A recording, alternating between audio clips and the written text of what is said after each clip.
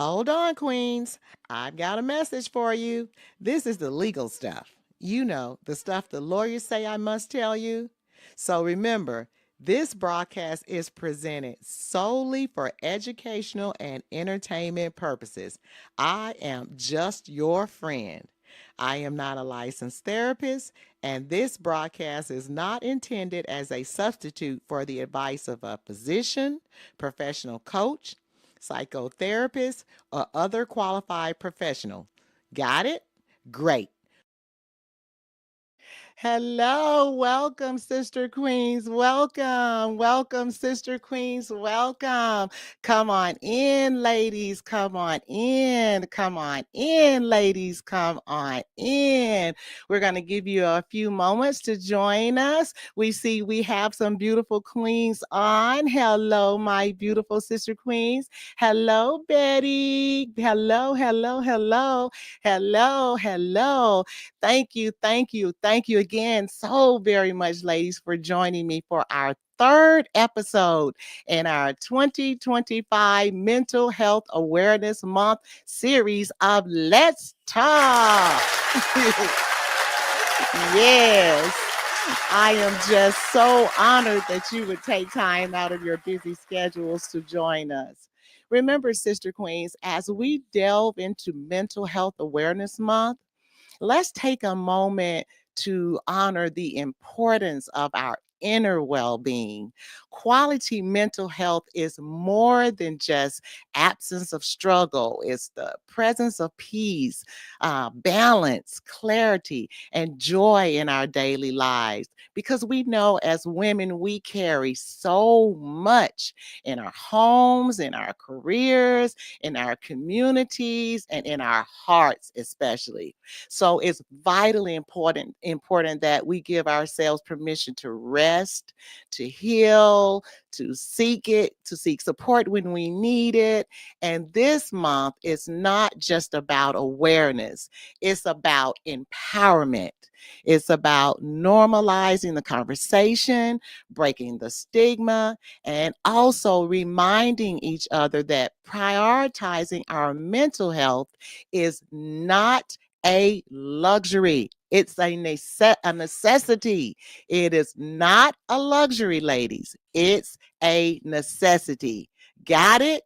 Good. All right, ladies. If you could do me a huge favor, stop right now. And if you could tag another queen and also share this live to your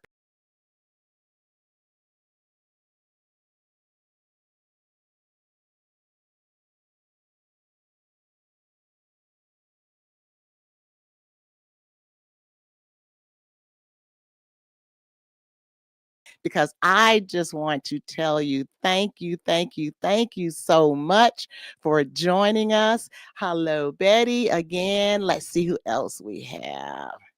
Hello, Denise. Hello, Jacqueline. Hello, Erica. Had to see who else we have. Hello, all of my beautiful sister queens. We greatly appreciate you joining us. And if you're also joining us on YouTube, hello. Thank you so much. And now, what we're going to do, we're going to go right into housekeeping. First off, don't forget, ladies, that we will be giving away 2 prizes tonight. Woo woo! We'll be giving away one $25 Visa gift card, but remember, you must be present to win. And also, a special giveaway this episode is from one of our very own sister queens, Kamisha Lumsey. That's Kamisha Lumsey. She's a mental health advocate as well, and the owner of the amazing candle company, One Dimple Beauty Healing Scents, where she creates wonderful scents that can help balance the emotions. She has donated her 8-ounce Find Your Inner Light and her 12-ounce Clarity and Focus. You can visit her online at One Dimple Beauty Scent LLC, or give her a call at 205 401 5686. But remember, ladies, in order for your name to be entered into the drawing, you must type Tiffany. That's hashtag Tiffany. Hashtag Tiffany in the comments for your entry to be calculated. Remember again, that's hashtag Tiffany. This allows you to be entered into the drawing. Secondly, ladies, we are so honored to recognize mental health awareness during this month of May. And we are truly blessed to have featured two of four amazing mental health advocates so far. These incredible women have spoken to us with honesty, wisdom, and love about why it is so important for us as Sister Queens to prioritize our mental health, embrace healing, and break the silence surrounding emotional well-being. We can't wait to share the next two voices in this powerful series, because when Sister Queens speak, we heal together. And thirdly, ladies, thank you so very much to the many queens and kings who came out to the second stop on our Support Black Owned Businesses tour at Carver Jones Market in Fairfield. Woo-hoo! This was a huge success because of you. If this was your first time visiting Carver Jones Market, please don't let it be your last. And if you haven't made it there yet, please do so, because now is the time. This market really needs our support to thrive, and our dollars make the difference. So let's keep showing up, spreading the word, and supporting Black-owned businesses together. And lastly, ladies, to the over 4,700 Sister Queens who have joined our movement of positivity, I want to express my deepest gratitude for your incredible support and dedication. Your presence brings so much light and joy to our community, and your commitment to spreading positivity is truly inspiring. Together, Queens, we are creating a ripple effect of kindness and empowerment. Thank you for being an integral part of this journey towards a better, more uplifting world. Now that we've gotten all that out of the way, let's get started. Sister Queens welcome Tiffany Story. Tiffany Story is a licensed and national certified counselor with 21 plus years experience working with families and adolescents in community-based outreach and program development, and 13 plus years experience in mental health. She has worked in residential psychiatric care and outpatient therapy, as well as provided consultation and professional development for local schools, nonprofits, and community programs. Tiffany offers a unique expertise and experience in the private and public sector for both mental health and business and economic enterprise. In 2021, Tiffany established Story House Counseling and Consulting to leverage her counseling therapy skills and business experience to help individuals, businesses, and schools assess problem areas and identify gaps. Through her counseling practice, she strives to educate, empower, and equip working professionals to rewrite their narratives and transform their life. Join us, Sister Queens, in extending a warm welcome to Tiffany Story as she joins Let's Talk.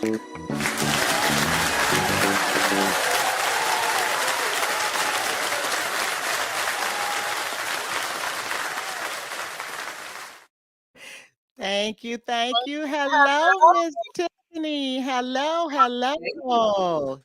We're going to get you up on the screen. Hello, Miss Tiffany. Let's pop you up.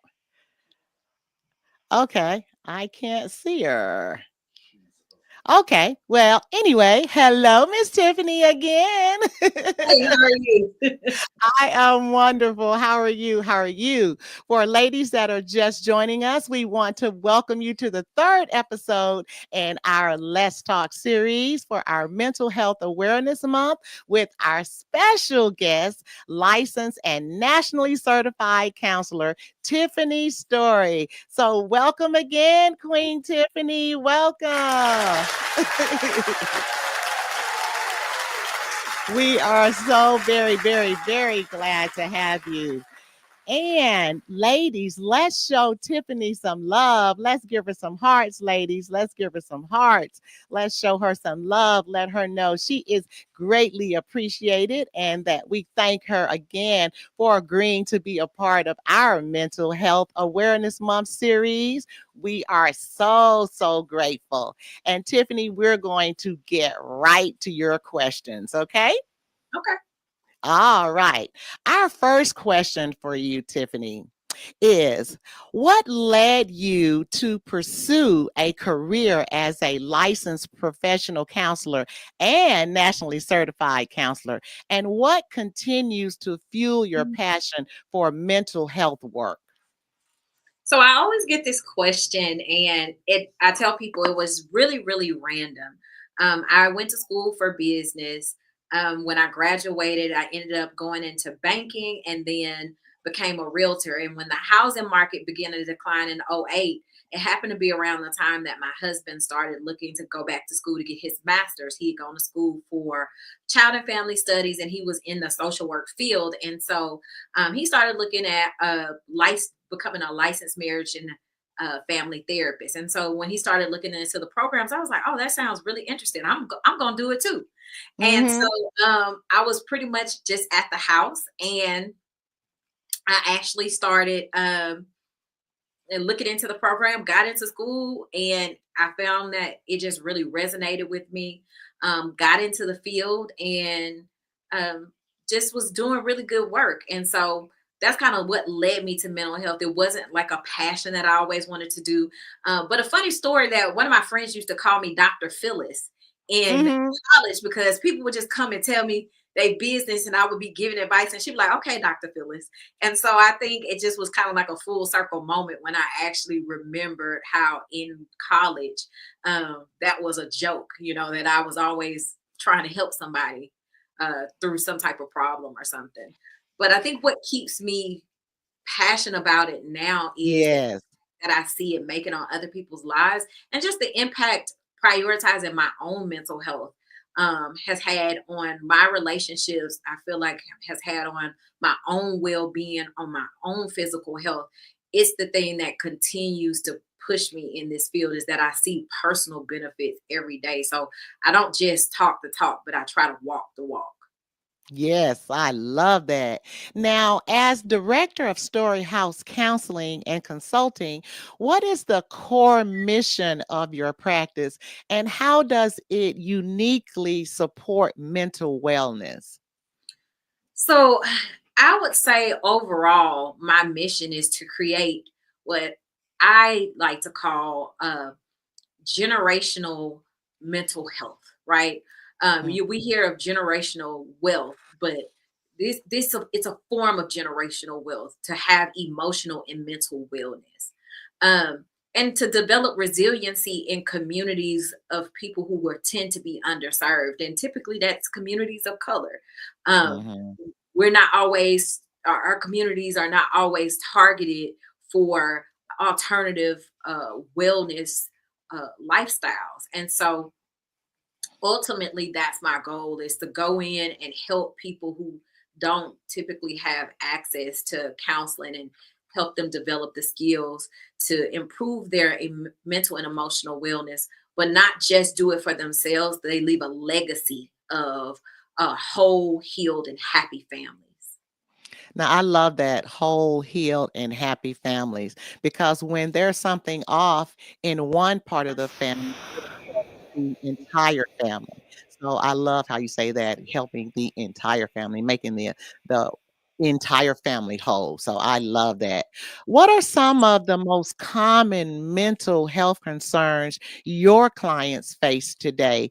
And how do you approach helping them through those challenges? So I think right now, especially since COVID-19 has come around, we've seen an uptick in like anxiety, depression, um, especially the way it impacts relationships. But I've done a podcast or a conversation last week about mental health. And one of the things I didn't add is I think we're seeing an increase in addiction issues or dependency issues when it comes to like alcohol and substance use because people are using more alcohol or marijuana to cope with stress and to cope with their sadness and to cope with their anxiety. So a lot of what I'm dealing with on a day-to-day basis is helping people navigate, how is stress impacting them mentally and emotionally? How do they deal with anxiety and a worry about, normal daily stressors? How do they deal with sadness? How do they bounce back from things like grief? Mhm. And how do they autocorrect when they start to realize they're using too many things like alcohol or vaping and things like that to cope and to get them through because they don't have the skills or the capacity to take those things on. Now, when you said you see an uptick of dependency, how do you help them through that if they see that they are going through something mentally, they're having mental challenges, and they are coping with it through marijuana or whatever it may be, whatever their vice may be? How do you help them through that? So I try a holistic approach. I mean, yes, I do psychotherapy, which is really a talk therapy, but that's just not enough to just talk people through issues. Really, oftentimes people are dysregulated. Like we have so many things that we introduce into our body. So in addition to maybe like smoking weed or drinking alcohol, we also process a high amount of sugar. We're taking in a lot of processed foods and things that cause our body and our brain to just be dysregulated. So with my clients, I talk to them about treating the whole body. Like, what does your diet look like? How much sleep are you getting? Are you Mm, physically exercising? How many things are you having on your plate on a day-to-day basis? Like, are you taking on um tasks, right? So I mhm, look at those things. I encourage them to go to their doctors. Oftentimes, if they sign a consent to communicate with their PCP or primary care physician mhm. or a psychiatrist or some other medical profession, I encourage them go take a look at your hormones, go get your blood work done. Because oftentimes we just assume just because we are anxious or because we're sad that it has to be our mind. But sometimes there are physical ailments that can cause us not to feel good mentally and emotionally. And so the body is a system. And if one system is out of whack, then the whole system can become dysregulated. And so when I talk to them about dependency, it's more than just, okay, are you stressing? Are you using this to cope? I Mm. look at, okay, what does your life overall look like? And where are there some areas where if we tweak this, you feel better? So you feel less inclined to cope with using alcohol or to cope using um, drugs. But I also think the issue is looking at how frequently they're doing it, right? Because Right. there becomes a point where we stop talking about maybe you struggling with this to this may actually you may be leaning more towards addiction. Right, because there's nothing wrong with a good margarita every now and then, right? Look, right? You like, I don't knock anybody for drinking, but I think it's when you are drinking to deal with your problems or to disconnect. That's when we're Right. talking about problems. It's not because you like the taste of a drink, but you need a drink. And then Mhm. now I can't control how often I'm drinking, or I'm having to drink more to feel relaxed. And then afterwards, now I'm dysregulated. Now I'm fatigued. Now I have this come down because there's also a lot of sugar in alcohol. So now I'm Yes, it right. is. And so Mhm. we kind of look at how are you engaging or interacting with these substances. Okay, we're going to look at some of the comments that we are getting. How long have you been a licensed therapist, Tiffany? I have been a licensed therapist since 2012, 2013. Okay. All right. You had that. I mean, you got that one. She's been a licensed therapist since 2012. So, hey, if you have any questions or you're looking for a wonderful licensed therapist, please hit her up and we'll give you more information on how to do that a little bit later. Now, let's go to someone else. Whole, healed, and healthy families. You're absolutely right, Myra. I love when she said that because there's nothing better than whole, healed, and healthy families because when one part is off, the entire family is off. Holistic, Gladys said, is her choice also. What do you think of holistic therapy? So I think people have different perspectives of what holistic is, but for the most part, what I consider holistic is trying to take an approach that is natural, trying to Mhm. take an approach that addresses the whole person, trying to take an approach that fits within um, the natural rhythm of the way your life works and the way the body was designed to function. And that does not necessarily mean that I won't recommend or encourage clients to use medication, but Mm. medication treats symptoms, it does not heal. And so there have to be other adjustments made in order for the body and the brain to heal and regulate. And so I try to take an approach where I'm helping the clients look at all aspects of their life and make adjustments without introducing foreign entities into the body. What are some good holistic treatments that people can use? Supplements for one, supplements, massage therapy, yoga, Pilates, acupressure, acupuncture, um, drinking tea, herbs, right? Mhm. Mhm. Um, switching your diet. Some people may choose to go to a vegetarian diet or a vegan diet. Sometimes that could be issues for certain people. If you have certain blood types or certain issues like low iron, then switching to that type of diet may not be recommended. But even dietary changes, um, physical exercise, body work, all Definitely. of those things are a part of a holistic approach. I definitely believe in the physical exercise because you can take a walk and when you come back, you just feel so good.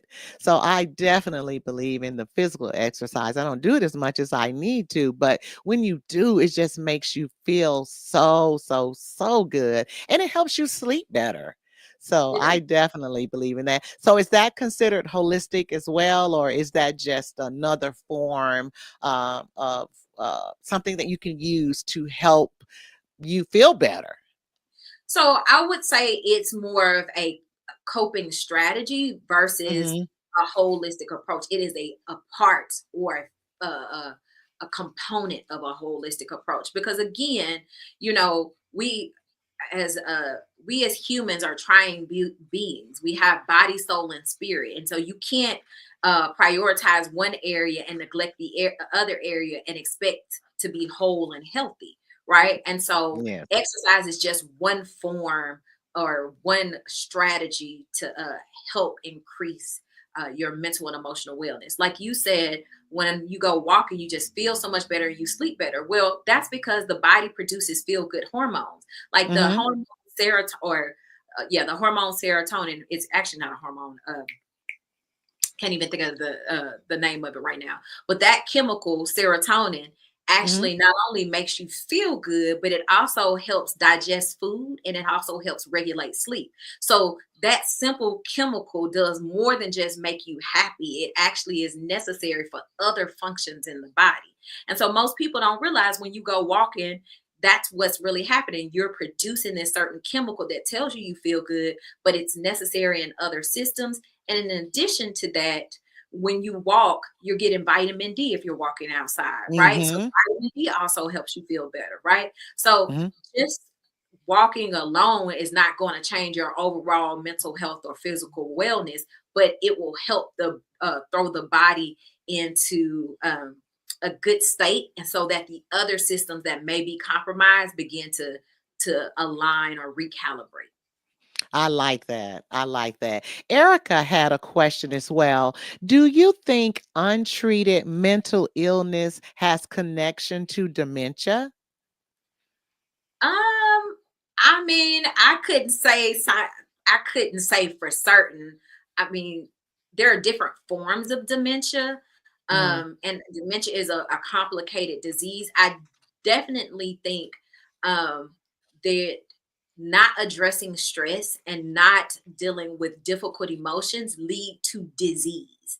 But if you mhm, just kind of break up the word disease, it means dis-ease, to not be at ease, right? And mhm. anything untreated that is not healthy over time can deteriorate the body, right? And so, yes, I do think there are some things that, if not addressed, can lead to cognitive decline, but I'm not versed enough on dementia and the causes of dementia to be able to say for certain. Okay, I'm gonna have one more question from Myra. What is a good supplement?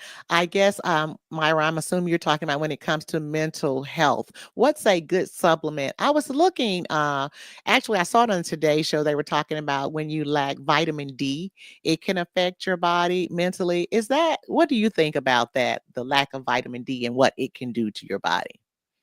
Yeah, so there are different forms of mental illnesses or Mm, mental health issues, and some people struggle with like seasonal depression, right? mhm, The mhm. seasonal depression, it tends to come around during the cold season. The cold season happens to be a season where you're not outside as much, so you may not get higher levels of vitamin D. And so vitamin D has been shown to increase mood or help improve mood, but you know, it won't do it all by itself, right? Right, right. It's a hard question to answer, like what supplements are recommended for mental health. I think what should what a better question should be is, what should I be looking at when it comes to what my body needs? And I think in order to answer that, I say go to your doctor, get your Mhm, blood panels done. If you are a woman, because we go through so many transitions, we have pregnancy, we have postpartum, we have perimenopause, we have menopause, right? mhm, Um, mhm. you've had a hysterectomy, it impacts what hormones the body makes, right? And so you could take us any supplement and it may have some benefit, but you really need to know what your body is deficient in, and there are a couple different ways to do that, and a couple different tests that can be ran to do that. But vitamin D in general is healthy for the body. Okay, we're going to go to the next question. How do you approach building trust and rapport with your clients, especially those who may need or may be new to therapy or hesitant to seek help? Yeah, so I do consultations with people who inquire about therapy. You know, I think it's really important, especially if you've had a bad experience in therapy before, or if you're new and completely clueless as to what therapy looks like, to do like a pre interview. Many counselors will offer a free consultation, and I do mine in the form of a phone call. And Mm, usually I ask questions about what's going on with them, because just as you're choosing me as a therapist, I need to choose you as a client. Some clients bring mhm, issues that I'm like, baby, that's not my scope of practice. That's above mhm. me, right? That's not my calling, right? That's above me. That's above me. You're gonna have to Yes, find somebody else, right? And so right, right. I want you to know before you ever come sit in my chair, if that's actually something I have the credentials, the experience, or the qualification to help you with. I don't specialize in eating disorders. That requires some extra education that I don't have. So if you come to me and my first session, you say you have an eating disorder, we too late. We done got into the intake process. So usually I Mhm, start off with a free consultation. I explain my approach to counseling. So I explain what modalities I use, what that actually looks like, how effective it is with certain things. I ask questions. I allow them to ask questions. And then once they commit to becoming a counselor, becoming a client, then I really focus on authenticity and making sure that they have informed consent. Like, people need to know when you come through counseling, and oftentimes when you're using your insurance, we have to prove that counseling is medically necessary in order for your insurance claim to be valid. Now, Wow. it's Okay. very rare that insurance will challenge the validity, but I have to do my job as a clinician. But there are a Mhm. lot of things that are diagnosable. Like, okay, I had a huge life transition, like in a divorce. Now I'm sad. Now I'm Mhm. anxious. Well, there's a diagnosis for that. But it also becomes a part of your medical record. Is your therapist having those conversations with you? And I've had people reach out, and they're just reaching out because they just want to do some preventative care. Well, depending on what you tell me, I have had to tell people, well, you know, I can see you, but honestly, I can't give you a diagnosis for that. And if I can't give you a diagnosis for something, then I can't bill your insurance. And so this may be a out of pocket cost. And then I start Right. talking to them about things like flex pay or health savings plan or sliding scale if they can't afford it. But informed consent, authenticity, is very important, and that's how I build trust. And I tell my clients, your therapist should have a therapist. It's okay to ask your therapist, have you ever done therapy? If they don't want to answer that question, find a new therapist. I like that. Your therapist should have a therapist. Now that's a good one. So now is it hard for therapists to find good therapists since that's what you are? You know how they say doctors make the worst patients? So is it hard for you as a therapist to find a good therapist? I can't speak for everyone else, but I will tell you, I Mm. probably could be a horrible patient, a horrible client. But I think Yes. I when I started searching for a therapist, the conversation I had in me interviewing therapists was, I would get in here and be like, man, he should have used empathy when I said that. I don't feel like he used enough empathy. He should have reassured me. I need you to be able to tell me, girl, you not the therapist. So if Mhm. I can't have a therapist that can check me, then you're not going to be a good therapist for me, because I know that I can be analytical. I know that I can be go into leadership mode and be like, well, how about we switch gears? If I start taking over as the therapist in the session, then you're not helping me. So I will say, yes, we can be horrible clients. And honestly, sometimes it's hard to practice what you preach. And so Mm. um, I think that's for anybody. Nurses, I went to school with a lot of people in the nursing program. Those were some of the people that had the worst health habits. I'm like, you smoking a whole pack of cigarettes and you going in there to learn about lungs.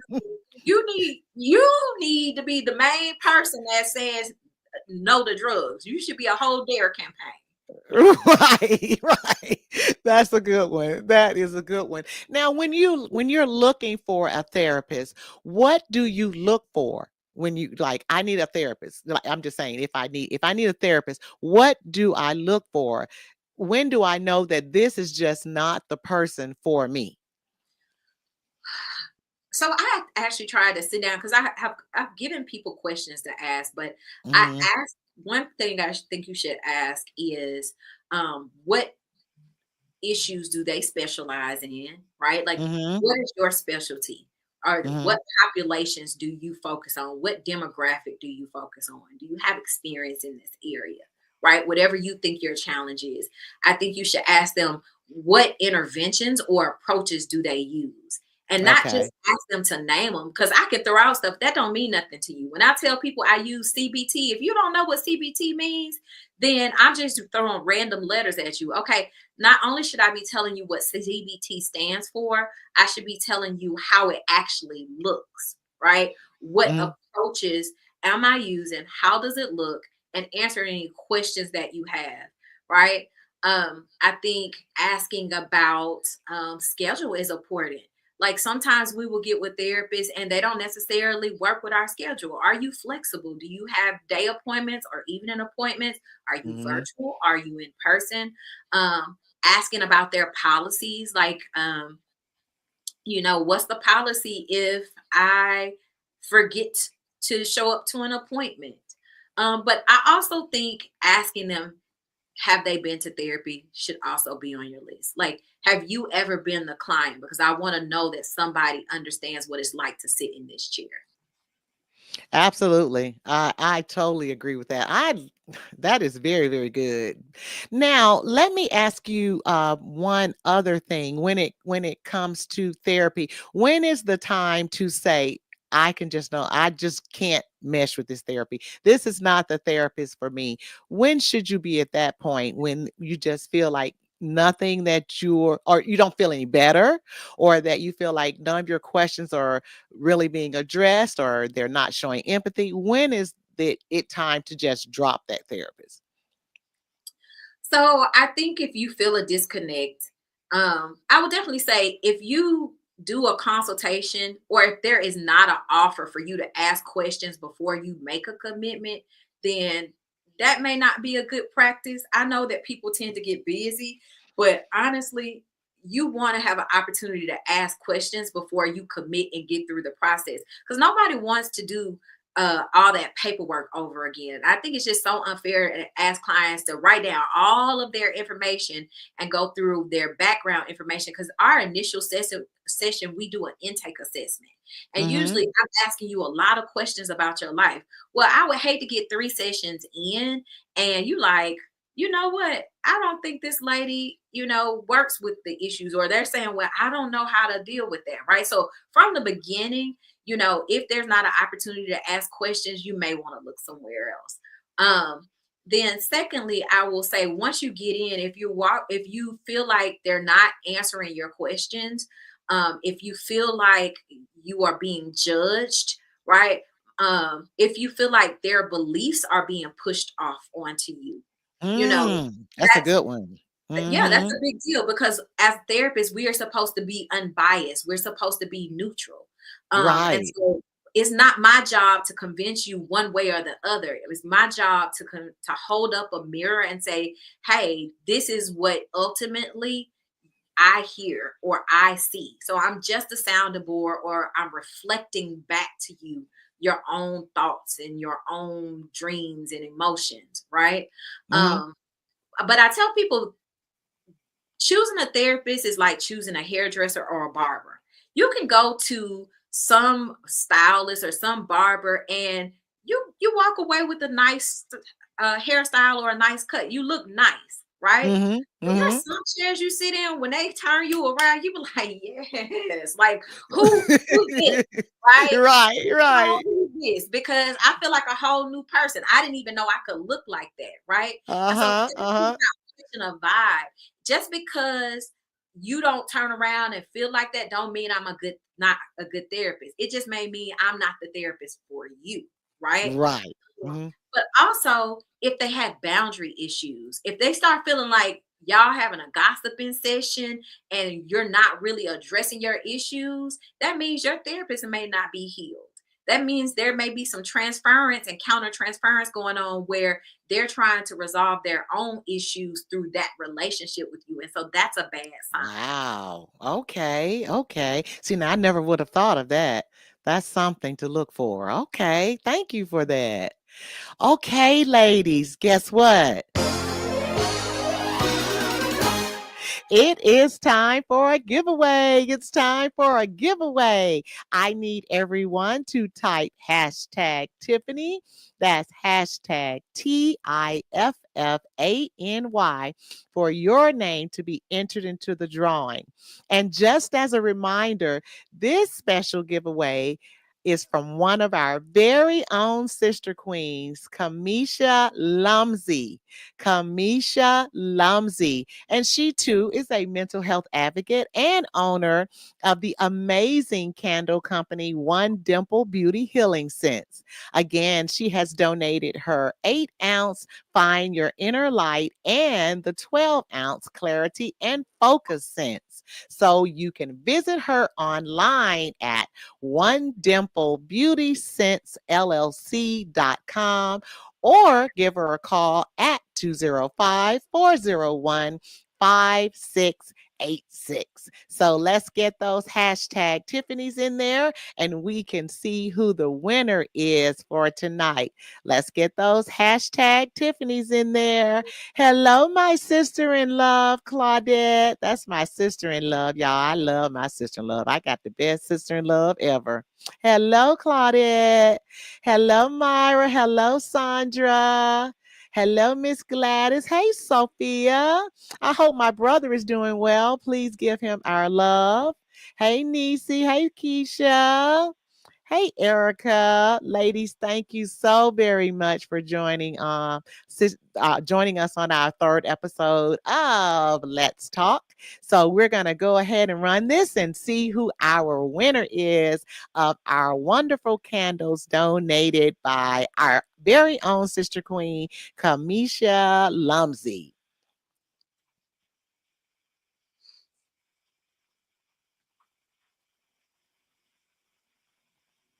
And Kamisha, if I'm saying your name wrong, please forgive me. Charge it to my head and not my heart. Hey, the winner is Benita Robinson.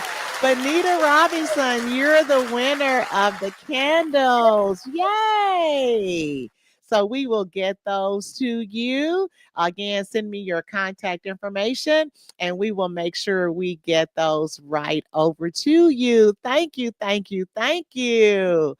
Okay, we're going to finish with our questions for Miss Tiffany. Tiffany, now on to the next question. In your experience, what strategies have proven effective in promoting mental wellness amongst diverse populations? I say a grassroots approach. I think when you are willing to sit down face to face, have conversations like this, going into spaces where people feel comfortable, churches, barbershops, community centers, beauty shops. Like when you're willing to go in those places and just have like conversations, engage in dialogue, answer questions, um, it allows people to get a feel for you just through face-to-face interaction. When you can reach out and touch someone who is a professional, it's oftentimes why people sometimes don't like big churches or mega churches, right? Like they Mhm. love that feel of that little neighborhood church that they grew up in with their granny, where the pastor came over and prayed over their granddaddy because he was sick, or their mom was in the hospital and he came by and prayed with them, right? You lose that feeling of closeness, right? And so I think in order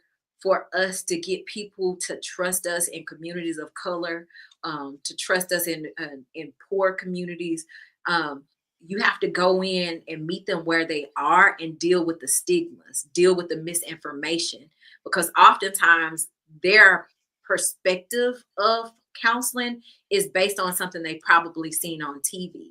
And I've Mhm. seen many movies where a person is sleeping with a therapist. Baby, that's illegal. That's unethical. I will go to jail, right? And Mhm. so if Mhm. that's your only experience is what you seen on TV, or like sometimes we get upset at white people who um don't engage well with black people or act like they're afraid of black people. But if I grew up in a community that's all white and I've never seen anyone black, and my only experience of someone black was on the news because they went to jail, or in a movie where a black person committed a crime, then I'm going to have a very skewed perception of that person or that culture, right? And so Mhm. to break the stigmas, to educate people, you have to meet them where they are. You have to be authentic.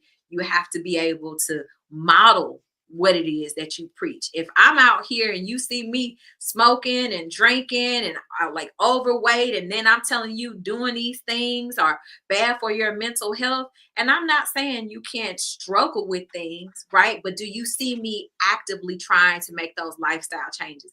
If I'm struggling with my health, I'm struggling with my weight, if I'm struggling with those things, am I modeling for you that I'm taking on my own health? I'm serious about my own physical and emotional wellness.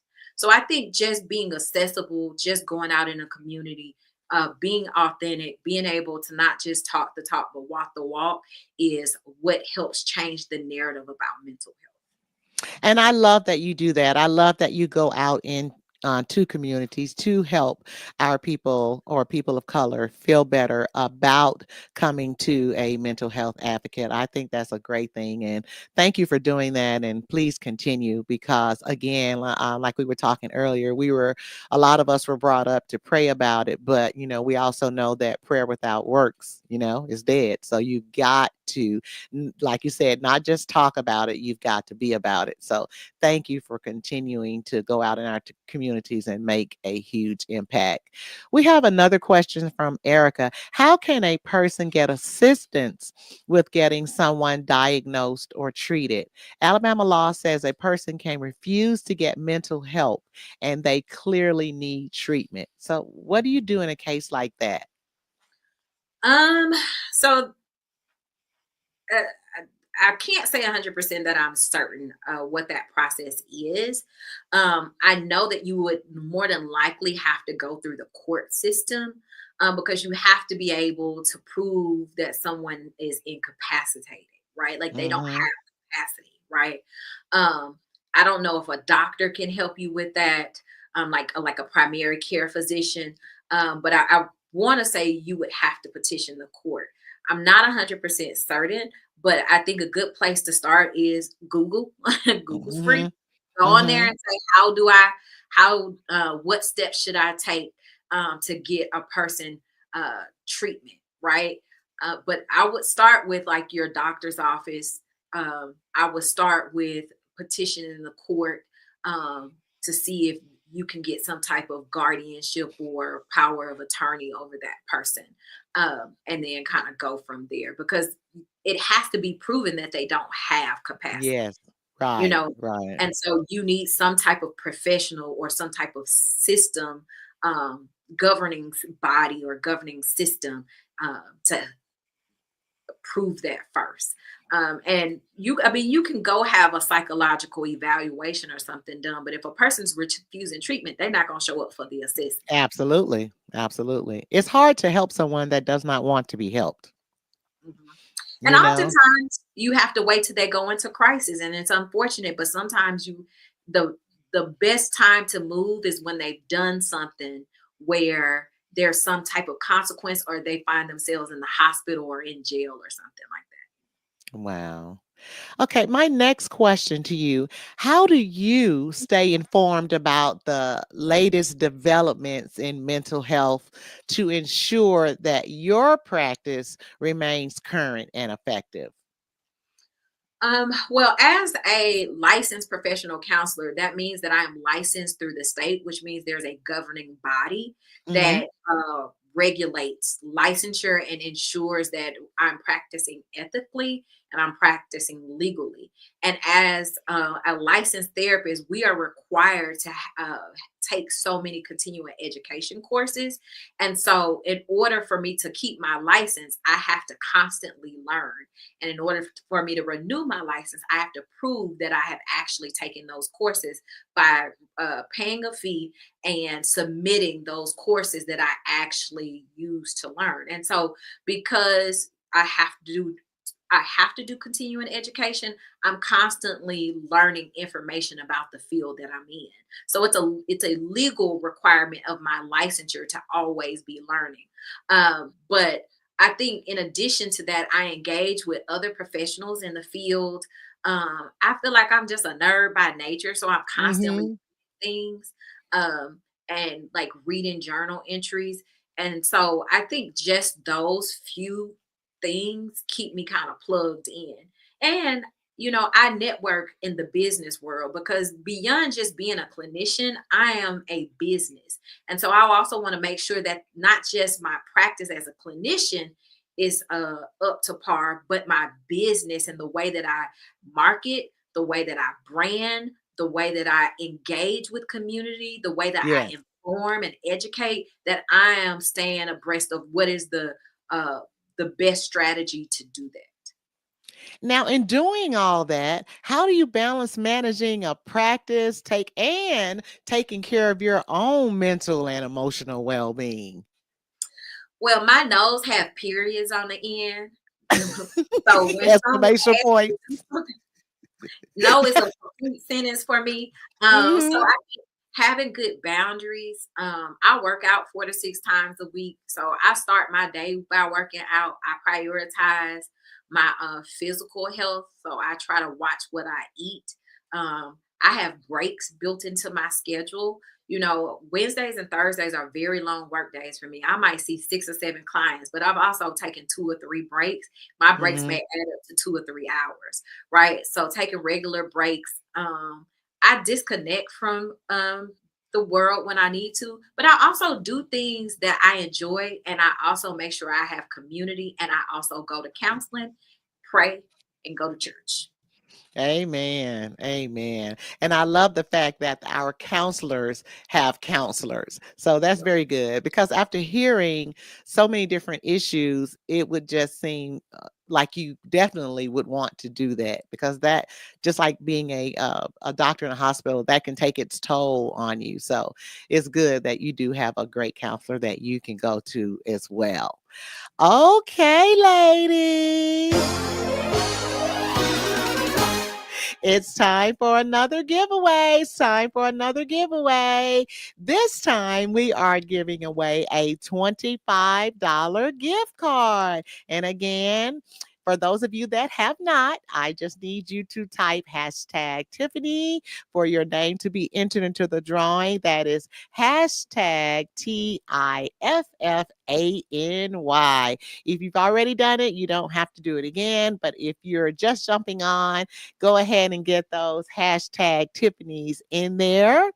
And we're going to look at some of the other questions that we may have while you guys are doing that.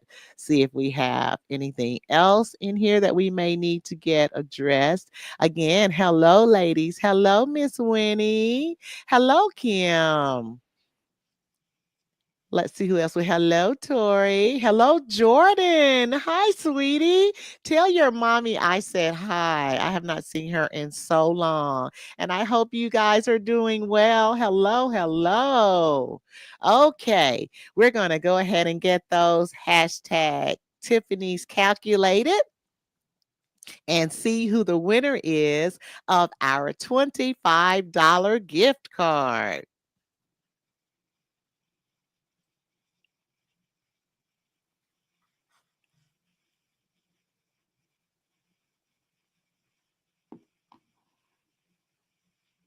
All right. The winner is Gladys Zimmerman. Gladys Zimmerman, you are the winner of our $25 gift card. Woo woo. That's my girl there. Hey, Gladys. Congratulations. Congratulations. Okay, ladies, we're going to wrap it up to these last two questions. So, Tiffany, can you share a particular rewarding moment in your counseling career that reminds you of why this work is just so necessary? Mm, I have so many moments across the different populations that I've worked with. Mhm. I'm going to use my experience when I was an intern. Um, Mhm. I was an intern at an inpatient psychiatric facility. And when I first started um, practicing skills, I was assigned this little boy who would plug his ears every time I would start Mhm. talking to him. And it just felt so defeating. Like I would just sit in the room and I just be like, man, like I must be doing a horrible job. I can't get him to open up.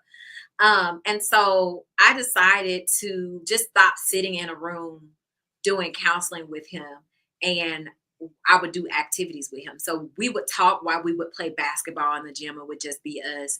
We might play a game of like cards or something like that. And because we were focusing on the activity, he started to open up. And it got to the point when it Mhm. would be time for me to take him back to his classroom after our sessions. He would start crying.